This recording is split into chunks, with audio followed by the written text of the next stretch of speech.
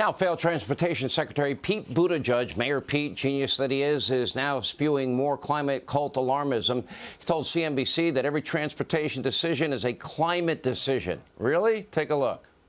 We're looking at investments that are fair, that contribute to equitable economic growth. We're looking at climate impacts because every transportation decision in the 21st century is a climate decision, whether we recognize it or not.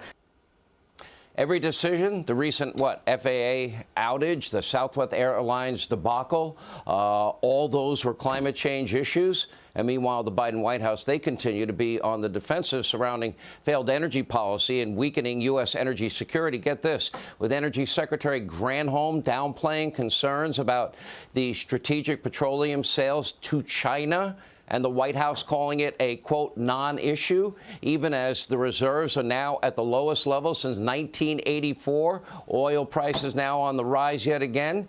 Here with reaction, former White House Chief of Staff Reince Priebus, along with Fox News contributor Joe Concha. Reince, I start with you. The lowest level since the 80s, when gas was a lot cheaper and the price of oil was a lot cheaper. That was supposed to be for emergencies.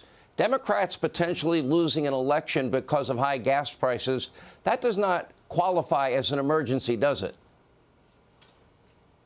No. And so so everyone understands this. What happened was the Biden administration used so much of the oil out of the strategic supply that they actually took too much. It was sitting around, and then they put the oil on the open market, and China bought the oil. I mean, this is the same group of people. When Buttigieg's talking about all of these transportation decisions, well, the decisions started on day one when they ended the Keystone Pipeline. They increased taxes on oil companies. They ended oil leases. And to put in perspective, even if you combine what Obama did and what Donald Trump did, they together approved 10 times the oil leases that President Biden did.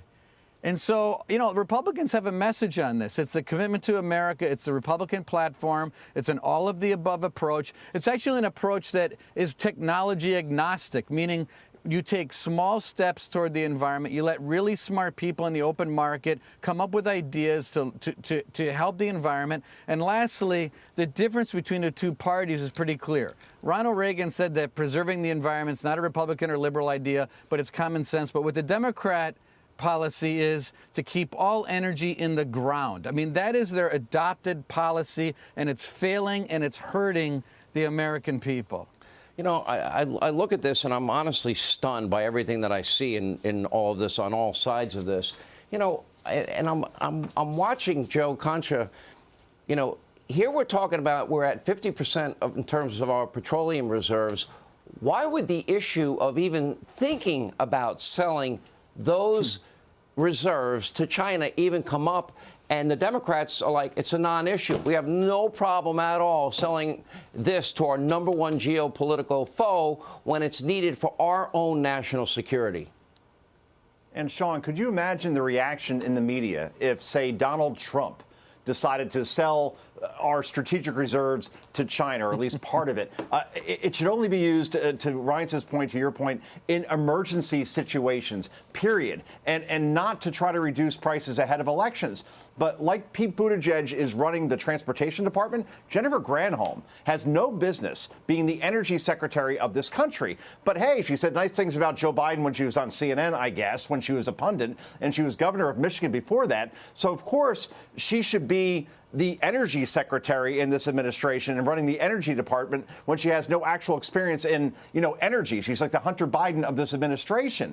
So overall, though, I mean, Pete Buttigieg, it's abundantly clear that this former mayor of a college town that couldn't even handle a pothole problem in South Bend was appointed not for his ability to handle the supply chain crises or to address the commercial airline industry, as you said, seeing software implosions, endless delays for travelers. He's here for two reasons: identity politics and to pad his resume as a presidential candidate. And like so many on the blue team, he doesn't even care to lead by example, because he has, taken 18 private jets to different places where there was no sense of urgency. He just took it because he wanted to be nice and comfortable. He wanted to meet with the ACLU in New York. He took it to New York when Yeah. it's like a 3-hour train ride. Anyway, thank you both. Reince, appreciate it. Thank Joe you. Concha, thank you.